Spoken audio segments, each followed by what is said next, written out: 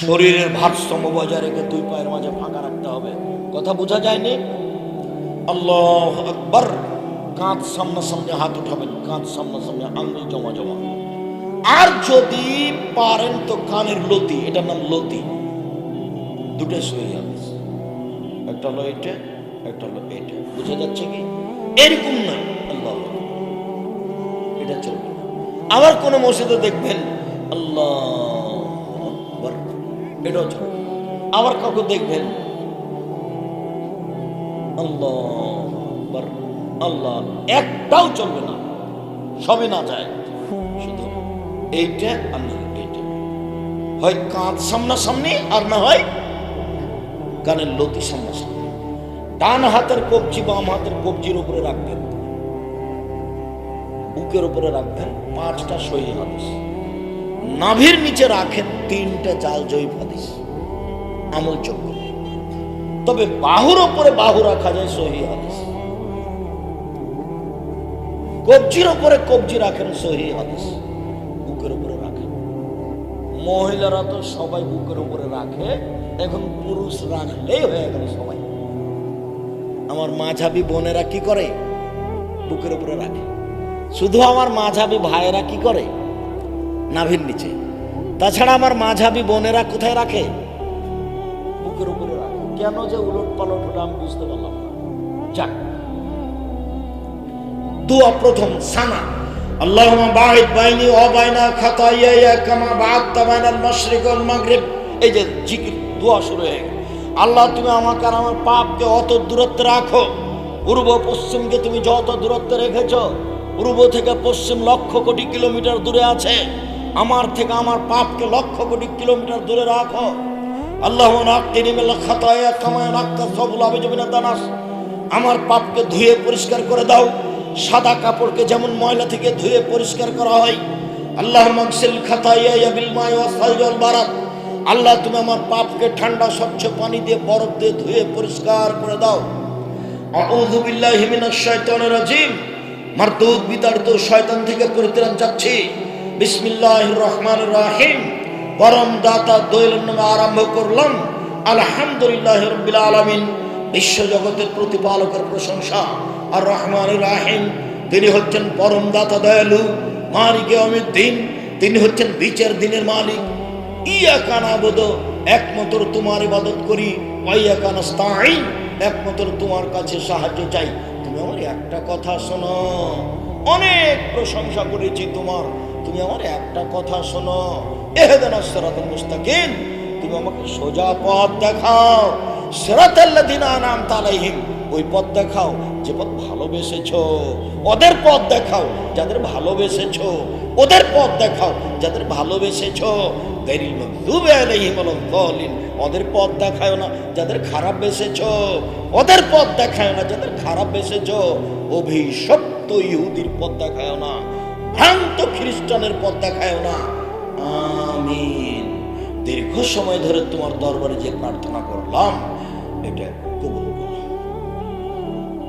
এর জন্য সূরা ফাতিহা ব্যতিক্রম দোয়া। পৃথিবীতে ভিন্ন ধরনের ব্যতিক্রম দোয়া হলো সূরা ফাতিহা। একাই হলেও পড়তে হবে, জামাতে হলেও পড়তে হবে, ইমাম হলেও পড়তে হবে, মুক্তাদি হলেও পড়তে হবে, নীরবে হলেও পড়তে হবে, সরাবে হলেও পড়তে হবে, সবাইকে পড়তে হবে। ইহদিনাস সিরাতাল মুস্তাকিম। কত তোমার প্রশংসা করে বলছি একটা কথা। 1 নম্বর প্রশংসা বিশ্বজগতের প্রতিপালকের প্রশংসা। 2, পরম দাতা দয়ালু তুমি। 3, বিচার দিনের মালিক তুমি। 4, তোমারই ইবাদত করি। 5, তোমার কাছে সাহায্য চাই। তুমি আমার একটা কথা শোনো। ওরা বলছে এই দলে আসো, ওরা বলছে এই দলে আসো, ওরা বলছে ফুরফুরাতে আসো, ওরা বলছে চর্মনয়ে আসো, ওরা বলছে এই দলে আসো, ওরা বলছে এই দলে আসো। আমি কোন দলে যাই? তুমি আমাকে সঠিক পথ দেখাও। আমি যা বললাম তা তুমি কবুল করো। আমিন। বিসমিল্লাহির রহমানির রহিম। পরম দাতা দয়ালুর নামে আরম্ভ করছি। কুল হুয়াল্লাহু আহাদ। হে নবী, আপনি বলুন আল্লাহুস সামাদ, আল্লাহ একক, নিরপেক্ষ, মুখাপেক্ষীহীন, লাম ইয়ালিদ তিনি কাউকে জন্ম দেননি, ওয়ালাম ইউলাদ তিনি কারো থেকে জন্ম নেননি, ওয়ালাম ইয়াকুল লাহু কুফুয়ান আহাদ তার সমকক্ষ কেউ নেই। এই ছেলে বসো, আমার দিকে লক্ষ্য করো, এক খেয়ালে চেয়ে থাকবা। হাত আবার ওই পর্যন্ত উঠাতে হবে, এখন হাত খুলে দিতে হবে, ওই পর্যন্ত উঠে রুকুতে যেতে হবে। রুকুতে যাওয়ার পূর্বে আপনার সাথে জরুরি কয়েকটি কথা। হাত রডের মতো সোজা হয়ে থাকবে, হাঁটুকে চেপে ধরে থাকবেন। এই আমাদের ছেলেরা বাইরে নেই, তোমরা আমাদের ছেলেরা যারা এই প্রোগ্রামের জিম্মেদারি নিয়েছ, আমি জানি না যিনি জিম্মেদারি, অন্তত 40 জন ছেলে লাগবে, অন্তত 40 জন, 20 থেকে 30 বছর বয়সের 40 জন ছেলে লাগবে, যে এখানে দাঁড়াবে, ওখানে দাঁড়াবে, 10 ফুট 20 ফুট পর পর দাঁড়াবে, পিপিলিকা এদিক ওদিক গেলে যেন বুঝতে পারে। আমি তো আপনাকে শতবার বলছি, আমি কাহিনী ইসব জুলেখার কাহিনী শোনাতে আসিনি। পরিবেশ এমন কন্ট্রোলে রাখতে হবে যেন পিপিলিকা যাতায়াত করতে না পারে, তাহলে আপনি পরিবেশ কন্ট্রোল করতে পারবেন এবং শুনে শান্তি পাবেন। পিঠের লম্বা হাড় একবারে সোজা হবে, পিঠের উপরে যেন গিলাস লেগে যায়, একবারে হাত সোজা হয়ে থাকবে, মাথা উঁচুও হবে না, মাথা নিচুও হবে না। আপনি বাড়িতে গিয়ে দেখেন, আপনার স্ত্রী সিজদা করে না, রুকু যখন করে তখন হাত দুটা খালি এমনি হাঁটির উপরে রেখেছে, এমনি এরকম হয়ে আছে, মানে সম্পূর্ণ শরীরই পায়ের উপরে আছে। আর এখন আপনাকে আমি বলছি, কোমর থেকে সম্পূর্ণ ওজন কার উপরে থাকবে? হাতের উপরে থাকবে। কোমর থেকে সম্পূর্ণ ওজন হাতের উপরে থাকবে, এবার লম্বা হয়ে থাকবে হাত, লম্বা পিঠের হাতটা। সুবহানাল্লাহ, পবিত্রতা বর্ণনা করছি 3 বার 5 বার 10 বার, একটা হাদিস ঠিক নয়, যে যা পারে 2 বার 1 বার 50 বার 100 বার, যে যা পারে। নইলে বলবেন সুবহান কুদ্দুসুর রাব্বুল মালায়েকাতুর রূহ, তুমি পাক, তুমি পবিত্র, তুমি জিবরাইলের প্রতিপালক, তুমি ফেরেশতাদের প্রতিপালক। নইলে বলবেন সুবহানাকা আল্লাহুম্মা রাব্বানা ওয়া বিহামদিকা আল্লাহুম্মা ইগফিরলি। হে আল্লাহ, তোমার পবিত্রতা বর্ণনা করছি, তোমার প্রশংসা সহকারে তুমি আমাকে ক্ষমা করো যতবার ইচ্ছে। নইলে বলবে সুবহানাজিল জাবরুতি ওয়াল মালাকুতি ওয়াল কিবরি ওয়াল আযমাত, সামি আল্লাহু লিমান হামিদা। আল্লাহ লোকের প্রশংসা শুনলো, যে তার প্রশংসা করলো, হামদান কাসিরান তাইয়িবান মুবারাকান ফি, খুব প্রশংসা, মঙ্গলময় প্রশংসা, বরকতময় প্রশংসা, মিলাস সমাতে আকাশ পরিমাণ প্রশংসা, মিলাল আর জমিন পরিমাণ প্রশংসা, মিলামা বাইনাহুমা আকাশ জমিনের মধ্যে যে ফাঁকা রয়েছে এই পরিমাণ প্রশংসা, মিলামা সে তামিন শাহিদ মালো, তুমি যে কত প্রশংসা চাও তা তো আমি জানি না, যত চাও তত, যত তুমি চাও তত তোমার প্রশংসা। এবার উঠে গেল সামি আল্লাহু লিমান হামিদা, হামদান কাসিরান তাইয়িবান মুবারাকান ফি। এবার চলেন সিজদায় যাই। সিজদায় যাওয়ার পূর্বে আপনার সামনে জরুরি কয়েকটি কথা। 1, আল্লাহ নবী বলছেন আমাকে 7 হাড়ের উপরে সিজদা করতে বলা হয়েছে। নাক, কপাল 1, 2 হাত 3, 2 হাঁটু 5, 2 পায়ের বৃদ্ধাঙ্গুল 7। আল্লাহ নবী কি বলছেন যে আমাকে কি করতে বলা হয়েছে? 7 হাড়ের উপরে সিজদা করতে বলা হয়েছে। বলেন তো 7টা হাড় কোথায়? নাক, কপাল 1, মানে নাকও লেগে থাকবে, কপালও লেগে থাকবে। কোনটা আগে কোনটা পরে এটার বিবেচনার দরকার নাই। মাটিতে কি হবে? 2টা লেগে থাকবে। 2 হাত কটা হলো? 3, 2 পা 5, 2 পায়ের বৃদ্ধাঙ্গুল কটা হলো? 7। এই জন্য সিজদার সময় কেউ পা চুলকাবেন না। সিজদার সময় যদি পা চুলকান তাহলে হাত উঠিয়ে নিয়ে এসেছে, এখন 6টা হয়ে গেছে, এটা নিষেধ। ওই সময় যদি পা উঠিয়ে নেন তাহলে এবার কটা হয়ে গেল? 5টা। হাত উঠে গেছে আগেই, যে এবার পাও চুলকাতে গিয়ে পাও উঠে গেছে, তাহলে কটা হয়ে গেল? 5টা। সালাতটাই ভেঙে যাবে, কবুল হবে না। আপনি গাও চুলকান পরে, সিজদা থেকে উঠে আসেন তখন, কথা বোঝা জানি মনে হয়। হাত পা যদি চুলকাতে হয় কখন চুলকাবেন? পরে সিজদা থেকে উঠে। আর হাত দুটি কানের পাশে রাখবেন, পেটের নিচ দিয়ে যেন ছাগলের বাচ্চা পার হয়ে যেতে পারে। আবার এখানে একটা বুবুর কথা বলছি, চাঁপাইনবাবগঞ্জের ভাষায়। বুবু, মহিলা বৈঠক, বুবু যখন সিজদায় যাবা বুবু, এমন ভাবে যাবা হাতি যেমন মাটিতে পড়ে যায় তেমনি একবারে পড়ে গিয়ে বুককে উরুর সাথে লাগিয়ে আঁটো সাঁটো হয়ে সিজদা করিও বুবু। যদি বুককে উরু থেকে পৃথক রাখো বুবু, তাহলে স্তন ঝুলন্ত থাকবে বুবু, পর্দার ব্যাঘাত ঘটবে বুবুর। সব কথাই নাকি বুখারীতে আছে। আরে বুবু ব্লাউজ গায়ে দিয়ে আছে, শাড়ি পরে আছে, চাদর গায়ে আছে, ঘরের ভিতরে আছে, তারপরেও পর্দার ব্যাঘাত ঘটলো। মহিলা পুরুষ একই, কোন এভাবে উঠে রাখতে হবে যেন পেটের নিচ দিয়ে কি হতে পারে, ছাগলের বাচ্চা পার হয়ে যেতে পারে। এই কথা মোহাম্মদ সাল্লাল্লাহু আলাইহি ওয়াসাল্লাম বলছেন। আর দুই পা একসাথে লেগে যাবে। এবার আমার মাঝাবি ভাই বোন বলেছেন থামো থামো থামো থামো থামো, ডান পায়ের বৃদ্ধাঙ্গুল নড়ানো যাবে না, ওই এক জায়গায় থাকবে। এটা মিথ্যা কথা। সিজদায় যখন যাবে তখন দুই পা কি হয়ে যাবে, জমা হয়ে, বৃদ্ধাঙ্গুল সহ পায়ের গোড়ালি সহ দুটো এক জায়গায় লেগে যাবে। তারপরে সিজদায় যাওয়ার পূর্বে আর একটা কথা, আল্লাহ নবী বলছেন যে আমাকে চুল এবং কাপড় জড়িয়ে নিতে নিষেধ করা হয়েছে। হাত জড়াতে পাবেন না, নিচে থেকে প্যান্ট জড়াতে পাবেন না। যদি জড়ান তাহলে কোমরে জড়াতে হবে। কথা বোঝানো যায়নি। মহিলারা মাথার চুল খোপা বেঁধে সালাত আদায় করতে পাবে না, খোপা খুলে দিতে হবে। বেনি কথা থাকবে, নাহলে এমনি থাকবে। কেন? সিজদায় যখন যাবে তখন চুল কাপড় চোপড় সবাকে যেতে হবে সিজদায়। এই জন্য কোনোটাই জড়াতে পাবে না, হাতও জড়াতে পাবে না, পায়ে জড়াতে পাবে না। ভুল বুঝিয়েন না। যদি প্যান্ট বড় হয় তাহলে কোথায় জড়াতে হবে, কোমরে জড়াতে হবে। মহিলারা খোপা বেঁধে সালাত আদায় করতে পারবে না, খোপা খুলে দিতে হবে। বেনি গাঁথা থাকতে পারে, কোনো সমস্যা নেই। এরপরে হাত দুটো এভাবে উঠিয়ে রাখতে হবে। আর নাক কপালটা আরো 10 আঙ্গুল আগিয়ে রাখবেন, যাতে করে পিঠের লম্বা হাতটা সোজা হয়ে যায়। সুবহান রাব্বিয়াল আলা, উজ্জ্বলার পবিত্রতা বর্ণনা করছি যতবার ইচ্ছা। সুবহানাল্লাহি রাব্বানা বিহামদিকা আল্লাহুম্মা গফিরলি, সুবহান কুদ্দুসুর রাব্বুল মালাইকাতু, আল্লাহুম্মা গফিরলি যামবি কুল্লাহু দিক্কা ওয়া জাল্লাহু ওয়া ওয়া। আল্লাহ আগের পাপ, পরের পাপ, ছোট পাপ, বড় পাপ, প্রকাশ্য পাপ, অপ্রকাশ্য সব ক্ষমা করে দাও। নইলে বলবেন আল্লাহুম্মা কাফুরুন তুহিব্বুল আফওয়া ফা'ফু আননি, তুমি ক্ষমাশীল, ক্ষমাকে ভালোবাসো, আমাকে ক্ষমা করো। তারপরে উঠে আসেন আল্লাহুম্মা গফিরলি ওয়ারহামনি ওয়াহদিনি ওয়ারযুকনি, আল্লাহ আমাকে হেদায়েত দাও, আমাকে খেতে দাও, আমাকে রুচি দাও, আমার প্রতি দয়া করো। আবার চলেন সিজদায়, এগুলি বলেন। এই যে হলো এক রাকাত, এভাবে আর এক রাকাত, এ হলো 2 রাকাত। এবার বসেন। যদি আত্তাহিয়াতের বৈঠক হয় তাহলে বাম পায়ের পাতার উপরে বসে থাকবেন, বাম পায়ের পাতার উপরে, আর ডান পা কি হবে, এভাবে খাড়া হয়ে থাকবে। আর যদি সালামের বৈঠক হয় তাহলে বাম পা কি করবেন, ডান দিকে বের করে দিবেন, পিছন নিতম্ব মাটির উপরে রাখবেন। বোঝা গেল না? যদি আত্তাহিয়াতের বৈঠক হয় তাহলে কি হবে, বাম পায়ের পাতার উপরে বসতে হবে, আর ডান পায়ে ভাবে খাড়া থাকবে। আর যদি সালামের বৈঠক হয় বাম পাকে একবারে ডান দিক দিয়ে বের করে দিতে হবে, আর নিতম্ব কিসের উপরে রাখতে হবে, মাটির উপরে।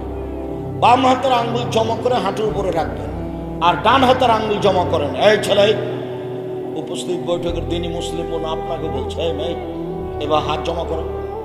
দেখতে পাচ্ছেন প্রজেক্টরে? উপস্থিত বৈঠকের মুসলিম বোন আপনাকে বলছে, এই ছেলে তোমাকে বলছে, আপনাকে বলছে, মুরব্বী আঙ্গুল জমা করেন তো এই দুটা। হ্যাঁ, করো দেখি। তৃতীয় আঙ্গুলের নখের উপরে বৃদ্ধাঙ্গুলের পেট রাখেন, গোলাকার। বৃদ্ধাঙ্গুলের পরেরটা থাকবে এবার হাঁটুর উপরে বসিয়ে দেয়, অবিরাম নড়বে। একবার নড়াতে হবে, এ প্রমাণে জাল ভুয়া আদিশ নেই, অবিরাম নড়বে। এটা হলো শয়তানকে আঘাত করা। আবার দেখেন, এই ছেলে ঘুমিয়ে আছো নাকি, এই 20 আঙ্গুল কনিষ্ঠ, তার পরেরটা জমা করো। তৃতীয় আঙ্গুলের নখের উপরে বৃদ্ধাঙ্গুলের পেট রাখো, তারপরে বৃদ্ধাঙ্গুলের পাশের আঙ্গুল অবিরাম নড়বে ধীর গতিতে।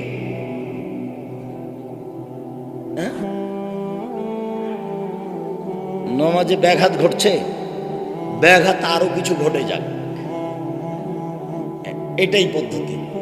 আমার দিনী বোন, এখনো কি গল্প করছেন নাকি? আপনাকে যে কতবার বললাম আল্লাহ আপনাকে মাফ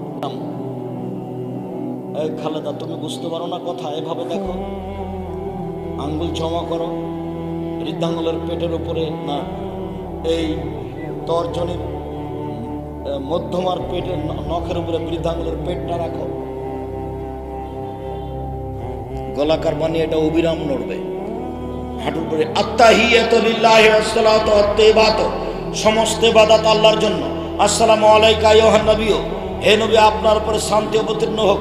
আসসালামু আলাইনা ওয়া আলা ইবাদিল্লাহিস সালিহিন, শান্তি আমাদের উপর অবতীর্ণ হোক, সকল ভালো মানুষের উপরে শান্তি অবতীর্ণ হোক। আশহাদু আল্লা ইলাহা ইল্লাল্লাহ, আমি সাক্ষ্য দিচ্ছি আল্লাহ ছাড়া কোনো মাবুদ নাই। ওয়া আশহাদু আন্না মুহাম্মাদান আবদুহু ওয়া রাসূলুহু, আমি সাক্ষ্য দিচ্ছি মুহাম্মদ আল্লাহর রাসূল এবং তার বান্দা। আল্লাহুম্মা সাল্লি আলা মুহাম্মাদ ওয়া আলা আলি মুহাম্মাদ কামা সাল্লাইতা আলা ইব্রাহিম ওয়া আলা আলি ইব্রাহিম ইন্নাকা হামিদুম মাজিদ। হে আল্লাহ, তুমি মুহাম্মদ সাল্লাল্লাহু আলাইহি সাল্লাম ও তার বংশধর প্রতি বরকত নাজিল, শান্তি নাজিল করো, যেমন ভাবে তুমি ইব্রাহিম আলাইহিস সালাম ও তার বংশধর প্রতি শান্তি অবতীর্ণ করেছ। তুমি প্রশংসনীয়, তুমি জ্ঞানী। আল্লাহুম্মা বারিক আলা মুহাম্মাদ ওয়া আলা আলি মুহাম্মাদ কামা বারাকতা আলা ইব্রাহিম ওয়া আলা আলি ইব্রাহিম ইন্নাকা হামিদুম মাজিদ। আল্লাহ, তুমি মুহাম্মদ সাল্লাল্লাহু আলাইহি সাল্লাম ও তার বংশধর প্রতি বরকত নাজিল করো, যেমন ভাবে ইব্রাহিম আলাইহিস সালাম ও তার বংশধর প্রতি বরকত নাজিল করেছ। তুমি প্রশংসনীয়, তুমি জ্ঞানী। আল্লাহুম্মা ইন্নী যালামতু নাফসি যুলমান কাসীরা, হে আল্লাহ, জীবনে খুব পাপ করেছি, ফাগফিরলি, তুমি আমাকে ক্ষমা করো। মাগফিরাতাম মিন ইনদিক, ক্ষমা একমাত্র তোমার পক্ষ থেকে হয়ে থাকে। ওয়ারহামনি ইন্নাকা আনতাল গাফুর রহিম, তুমি আমার প্রতি দয়া করো, তুমি দয়াশীল, তুমি ক্ষমাশীল। আল্লাহুম্মা ইন্নী আউযু বিকা মিন আযাবি জাহান্নাম, হে আল্লাহ, তোমার কাছে জাহান্নামের শাস্তি কিন্তু বাঁচতে চাচ্ছি। ওয়াউযু বিকা মিন আযাবিল কবর, তুমি আমাকে কবরের শাস্তি থেকে বাঁচাও। ওয়াউযু বিকা মিন ফিতনাতিল মাসীহিদ দাজ্জাল, তুমি আমাকে দাজ্জালের ফিতনা থেকে বাঁচাও। ওয়াউযু বিকা মিন ফিতনাতিল মাহি ওয়াল মামাত, তুমি বাঁচাও কবরের ফিতনা, তুমি বাঁচাও উপরের ফিতনা, উপরের নিচের ফিতনা থেকে বাঁচাও। ওয়াউযু বিকা মিনাল মাসি ওয়াল মাগরাম, তোমার কাছে বাঁচতে চাই বড় পাপ হতে, তোমার কাছে বাঁচতে চাই ঋণ কর্য হতে, তোমার কাছে বাঁচতে চাই বড় পাপ হতে, তোমার কাছে বাঁচতে চাই ঋণ কর্য হতে। এরপরে কি পরামর্শ আছে বলেন তো? রাব্বির হামহুমা কামা রাব্বায়ানি সগীরা, জাযাকাল্লাহু খাইর, বাপ মায়ের জন্য। এরপরে আজকে আরেকটা বেশি করে দিলাম, রব্বানা আতিনা ফিদ দুনিয়া হাসানাতান ওয়া ফিল আখিরাতি হাসানাতান ওয়া কিনা আযাবান নার। আল্লাহ, ইহকালে কল্যাণ দাও, পরকালে কল্যাণ দাও, জাহান্নাম থেকে বাঁচাও। এতদিন পর্যন্ত একটাই পরামর্শ ছিল, সেটা কি ছিল? রাব্বির হামহুমা কামা রাব্বায়ানি সগীরা, আল্লাহ, তুমি আমার বাপ মাকে দেখো, তারা যেমন আমাকে বাল্য অবস্থায় দেখেছিল। আজকে আরেকটা কি বেশি করা হলো, রব্বানা আতিনা ফিদ দুনিয়া হাসানাতান ওয়া ফিল আখিরাতি হাসানাতান ওয়া কিনা আযাবান নার। আসসালামু আলাইকুম ওয়া রাহমাতুল্লাহ, আসসালামু আলাইকুম ওয়া রাহমাতুল্লাহ। এ দেখেন, আল্লাহকে ডাকা। এখন যেটা হবে জিকির, আল্লাহু আকবার, আস্তাগফিরুল্লাহ, আস্তাগফিরুল্লাহ, আস্তাগফিরুল্লাহ, আল্লাহু আনতাস সালাম ওয়া মিনকাস সালাম, তাবারাকতা ইয়া যাল জালালি ওয়াল ইকরাম। উঠে যেতে পারেন, তবে এইটুকু না পড়ে উঠতে পাবেন না। আরো আছে সুবহানাল্লাহ, আলহামদুলিল্লাহ, আল্লাহু আকবার আছে, আয়াতুল কুরসি আছে। ফরজ সালাতের পরে কেউ যদি আয়াতুল কুরসি পড়ে তো জান্নাতে চলে গেছে, ঢোকেনি কেন? মরেনি এই জন্য। খুব সুবিধা, আয়াতুল কুরসি পড়বেন। সম্মানিত দিনী ভাই বোন, আপনারা যেভাবে বসে আছেন আসলে ব্যতিক্রম আছেন, যদিও পাশে বাজার থাকার কারণে পরিবেশ কিছুটা কন্ট্রোলের বাইরে, তারপর আপনারা উপস্থিত যেভাবে আছেন, খুব আমি খুশি হয়েছি। জাযাকুমুল্লাহ খাইর। আমি আপনাদের জন্য আন্তরিকভাবে দোয়া করি। এই পর্যায়ে এসে আমি বলছি, সম্মানিত দিনী ভাই বোন, আমার মনে বড় সাধ, আমি এ দেশের মাটিতে উন্নত মানের প্রতিষ্ঠান গড়বই ইনশাআল্লাহ, যেখানে ছেলে মেয়ে বাংলা, ইংরেজি, আরবি উন্নত মানের শিক্ষা অর্জন করে জাতির অন্যায়ের বিরুদ্ধে লড়বে মুখে কলমে মিডিয়ায়। সেটাই হচ্ছে আপনাদের জামিয়া সালাফিয়া তেঘরা বিরল দিনাজপুর, সেটাই হচ্ছে জামিয়া সালাফিয়া টাঙ্গিপাড়া পাওয়া রাজশাহী, সেটাই হচ্ছে জামিয়া সালাফিয়া রূপগঞ্জ নারায়ণগঞ্জ ঢাকা, সেটাই হচ্ছে জামিয়া সালাফিয়া 6 মাইল বাবুগঞ্জ বরিশাল। এইসব প্রতিষ্ঠানে প্রায় 4,500 ছেলে মেয়ে পড়াশোনা করে। 300 জন এতিম আছে, 500 জন অসহায় আছে, 250 জন শিক্ষক শিক্ষিকা কর্মচারী আছে, জমি ক্রয় সহ, নির্মাণ ক্রয় সহ ব্যয়বহুল খরচ আছে। প্রতি মাসে বেতন লাগে 30 লক্ষ। আপনাকে আমি টাকার কথা বলে ঘাট করতে চাইনি, আমি যেটা দাবি রেখেছি সেটা হলো এই, যেটা আমি নিজে বলি আপনাকে সেটা বলতে বলছি, সেটা হলো এই, আল্লাহ তুমি জামিয়া সালাফিয়াকে কবুল করো, এইটুকুর আমি দাবি। কিভাবে কবুল হবে, কি করবেন সেটা তিনি বুঝবেন। তবে আমি চাই না যে কোনো একটা মানুষের 10টা টাকা ছাড়া জামিয়া সালাফে গড়ে উঠুক, এটা আমি চাই না। কেন, পতিতালয়ের মহিলা যদি কুকুরকে পানি পান করে জান্নাত পেতে পারে, তাহলে জামিয়া সালাফে 10 টাকা দান করলে জান্নাত হবে ইনশাআল্লাহ। আমি যেটা জাতিকে বলতে চাচ্ছি, আমি মুখে কলমে মিডিয়ায় জাতিকে ফাঁকি দিইনি। এই যে মুখে বলছি, এই যে মিডিয়া আমার সামনে আছে, আর এই যে কলম দেখতে পাচ্ছেন, কলম আপনাদের সুপরিচিত ছেলে আব্দুল্লাহ, আপনাদের ভাই ছেলে আব্দুল্লাহ জাতীয় সম্পদ আপনারা বলেন, সেভাবে করেন, তার মিন্নাতুল বাড়ি কিনেন বুখারীর ব্যতিক্রম ব্যাখ্যায়। আমিও খাকসার তাফসিরের বইটা লিখেছি তাওজীহুল কোরআন ব্যতিক্রম তাফসির, 200-250 টাকা, বড় কথা নয়। এছাড়া আপনার আদর্শ পরিবার, আদর্শ নারীকে বড় ক্ষতিগ্রস্ত বক্তা শ্রোতার পরিচয়, মরণ একদিন আসবেই। সাথে সাথে এবারের নতুন হজ উমরার বই লেখা আছে, পোশাকের বই লেখা আছে। সম্মানিত দিনী ভাই বোন আর আমার বোনদেরকে লক্ষ্য করে আদর্শ নারী, আদর্শ পরিবার, আর তারপরে আছে শিক্ষা বনাম জাহেলিয়াত, সমঅধিকরণের মর্যাদা চাই, বইগুলি সংগ্রহ করার জন্য বলছি। বিশেষভাবে জাতীয় সম্পদ আল ইতেসাম পত্রিকা, 50টা প্রশ্নের উত্তর আছে। কেউ টাকা না থাকলে অন্তত একটা পত্রিকা ছাড়া যাবেন না। আর যারা এজেন্ট আছে তাদের সাথে যোগাযোগ করবেন, 30 টাকাতে একটা পত্রিকা কিনে নিয়ে যাবেন। আল্লাহ আমাদের যারা মারা গেছে তুমি তাদের কবরের শাস্তি মাফ করো, আমরা যারা অসুস্থ তুমি তাদের আরোগ্য দান করো, আমরা যারা বেঁচে আছি তুমি তাদেরকে তোমার রাসূলের পদ্ধতি অনুযায়ী চলার তৌফিক দান করো। সম্মানিত দিনী ভাই বোন, আমরা আরও যারা আজকে আলোচনা শুনলাম সে আলোচনা মেনে চলার তৌফিক দান করো। বিশেষভাবে যে পত্রিকা, এখানে পত্রিকা এবং বই পুস্তক সবাই নিয়ে যাবেন, কেউ খালি চলে যাবেন না। টাকা যদি না থাকে একটা পত্রিকা হাতে করে যাবেন 30 টাকা মূল্য দিয়ে। আপনারা নামাজের উপরে আমার লেখা ব্যতিক্রম বই আছে, সাথে সাথে দুয়ার বইটা আছে, 32টা সহিহ হাদিস আছে, হাত তুলে দোয়া করা। ও কালেকশন তো আসলে এটা দেখেছিলাম, তারপর তোর মনে ছিল না। এখন তো কালেকশনের জন্য বাহিরে যেতে হবে। ওই বাহিরে যারা দাঁড়িয়ে আছে কাপড় চোপড় নিয়ে, আপনারা 10 টাকা হলো সেখানে দিয়ে যায়। এরা মনে হয় খরচের ব্যাপারে বিপদগ্রস্ত আছে বলে আমার মনে হচ্ছে। মধ্যে একটা কাগজ দিয়েছিল, সেটা আমি গ্রহণ করতে পারিনি। তা আপনারা, তারা বিপদে পড়ুক এটা আমিও চাই না। যার যতটুকু সম্ভব স্টেজে দিয়ে যাবেন, বা যাওয়ার সময় যারা আছে তাদেরকে যেয়ে দিয়ে যাবেন।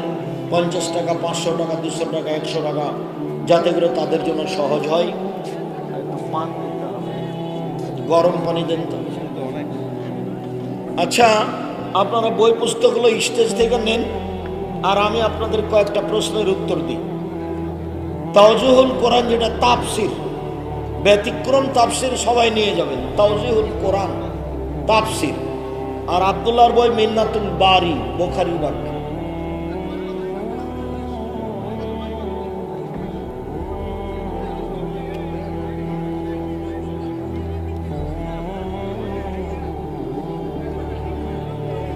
কয়েকটা জিজ্ঞাসা আমার দিনী ভাই বোন, কেউ খালি যাবেন না। গেটে যারা আছে বাইরে সহযোগিতা করে যাবেন, আর বইগুলো নিয়ে যাবেন। টাকা না থাকলে একটা পত্রিকা হাতে করে যাবেন।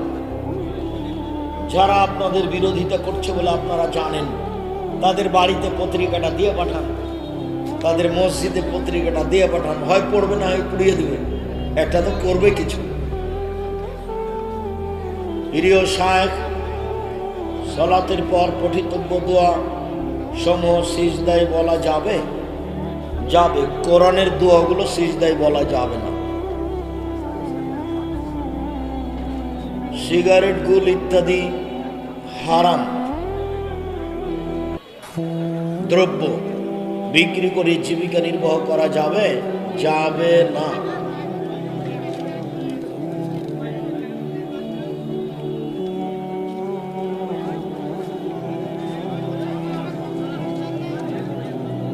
সালাত পড়ে টাকনুর নিচে কাপড় পরে জান্নাত পাবে? জি না। যোগ্যতা নেই, ঘুষ দিয়ে চাকরি নেওয়া যাবে? যোগ্যতা নাই, ঘুষ দিয়ে চাকরি নেওয়া হারাম। শায়েখ জেনে না জেনে অনেকজনের গীবত গালি দিয়েছি, এখন বাঁচার উপায় সম্ভবপর হাত ধরে ক্ষমা নেওয়ার চেষ্টা করেন। প্রিয় সাহেব, জমি বন্ধক নিয়ে জমির ফসল খেয়ে ইবাদত কবুল হবে? হবে না।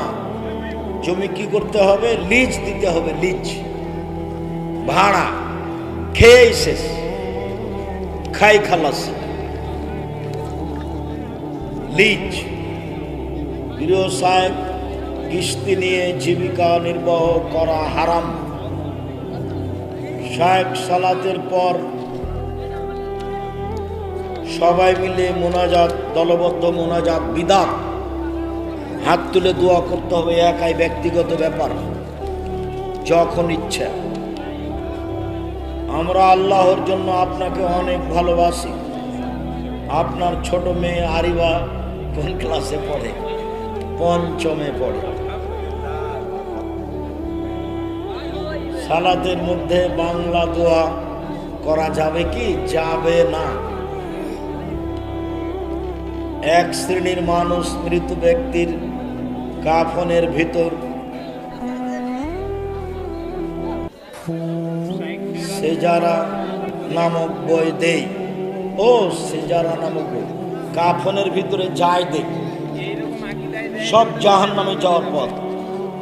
যারা কাফনের ভিতরে কিছু দিয়ে দেয়, এরা ভ্রান্ত আকীদার মানুষ, এদের পিছনে সালাত হবে না। ওই যে ইমাম বাদ দিয়ে নতুন একজন নিয়োগ দিতে হবে, না মসজিদ ভিন্ন করতে হবে। কেউ যদি কোনো বান্দার হক নষ্ট করে, তাহলে তার ফলাফল জাহান্নাম। রাসূল সাল্লাল্লাহু আলাইহি সাল্লাম বলেছেন,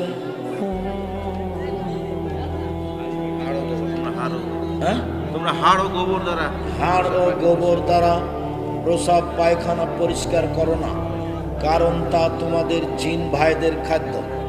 আমার প্রশ্ন হলো, এলাকার মহিলারা গোবর শুকিয়ে তা দ্বারা জ্বালানির কাজ করে, করুক, সমস্যা নেই। আমার নানির বাড়ি 15-20 কিলো রাস্তা। আমি যদি সেখানে 2-3 দিন থাকি, তাহলে আমি কি কসর করব?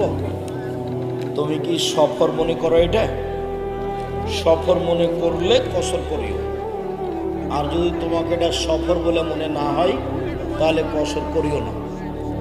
পুরাতন কোরআন মাজিদের পৃষ্ঠা ছিঁড়ে গেলে কি করতে হবে? আগুন দিয়ে পুড়িয়ে দিতে হবে।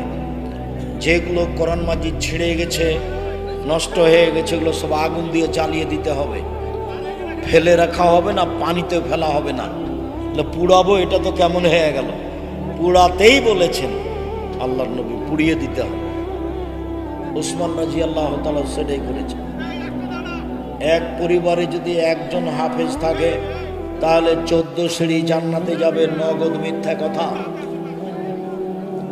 কোনো ব্যক্তি যদি মারা যায়, তাহলে আমাদের করণীয় কি? 3 দিন শোক পালন করতে হবে, সেই বাড়িতে খাবার দিয়ে আসতে হবে, মাঝে মধ্যে কবরের পাশে গিয়ে হাত তুলে দোয়া করতে হবে। সালাম ফিরানোর আগে আল্লাহুম্মা আন্নি আলা যিকরিকা ও শুকরিকা, এই দোয়া পড়া যাবে? পড়েন, শুধু কোরআন মাজিদ পড়া যাবে না। ওযু করার সময় প্রত্যেক অঙ্গ 3 বারের অধিক ধোয়া যাবে কি? যাবে না। একবার ধোয়ার জন্য 10 বার পানি লাগতে পারে। সম্পূর্ণ যখন ভিজে গেছে, তখন একবার ধোয়া।